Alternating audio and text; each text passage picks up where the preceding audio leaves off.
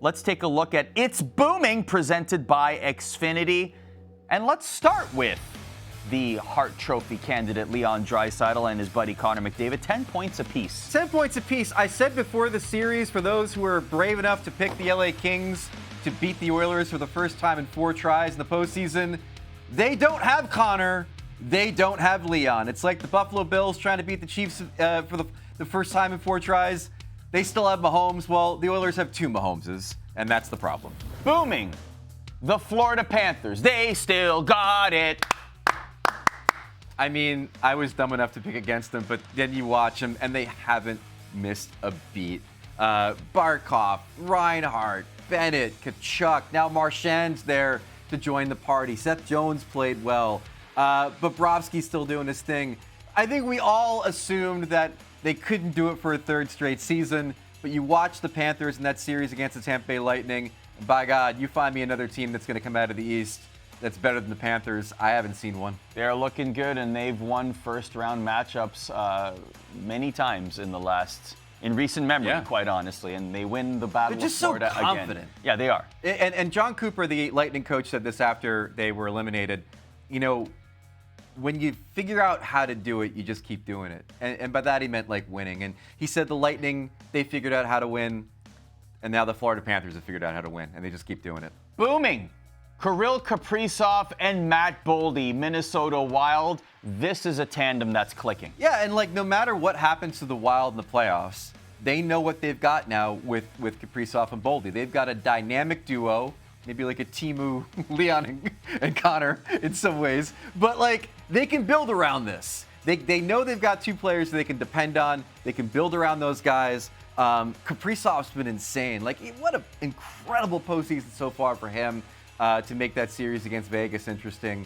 So Boldy and Kaprizov, man, something to get excited about. He's if you're the Wild. playing early season Hart Trophy conversation, Kirill Kaprizov, before the injury. They have 17 goals in the playoffs, and Boldy and Kaprizov have a point on 11 of them.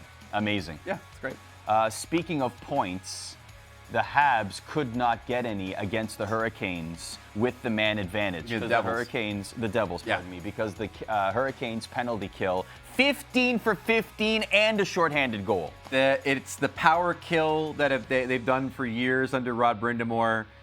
They are fast. They pressure you. The Devils obviously were at a disadvantage. They didn't have Luke Hughes, their power play quarterback, in this series against Carolina. But it does set up a very interesting matchup in the next round, Arda. Ovi and the Caps power play versus the Carolina penalty kill in the semifinals. Okay, Rod Brind'Amour, follow me here. Alex Ovechkin, top of the circle, waiting like this. It doesn't matter. They scored a goal. They scored a goal in Game 5 against Montreal, where Strome wins the faceoff, and then like 2.2 seconds later, Ovechkin's got it in the back of the net. Yeah. And people have been trying to solve this since Ovechkin came into the league, Arda. Yeah, it's a Rubik's No one's been able to do it yet. Shout out to Tom Wilson, by the way. He like jumped out of the way, and like Ovechkin, like it was almost like a screen. It was a great shot. Anyway, booming. Cam Fowler? Cam Fowler. We all forgot about Cam. You know, he was on those Anaheim Ducks teams that were, shall we say, not competitive for a while. And then he goes to the St. Louis Blues in a trade in December, and lo and behold, Cam Fowler becomes over a point per game player in the playoffs, leading the playoffs amongst defensemen in scoring. And it's great to see. I mean, this guy, can you believe this guy has been in the league for as long as he's been in the league? Like, he's now a wily veteran of this game, Cam Fowler, and has found a career resurrection with the St. Louis Blues. Yeah, once again, never tell St. Louis the odds. Our final booming, and he does, just like the Costco guys, lower the boom. Tom Wilson. Double chocolate chunk cookie for Tom Wilson. Tom Wilson has let his presence be known. There's a lot of people that don't like Tom Wilson. They don't like his antics. They don't like the way he hits sometimes injuriously. But the bottom line is that Tom Wilson has the ability to affect a series. You see what he did going into the bench and fighting Josh Anderson. You see what he did with that hit on Carrier. He's done it offensively in the series against Montreal as well. He's a guy who can exert his will in a playoff series, become a factor, and against Montreal, we got to see that again. And the crying thing was funny, let's be honest. Oh, it sure was. Yeah. It sure was. People were laughing. If you weren't laughing, then, I don't know, check your sense of humor.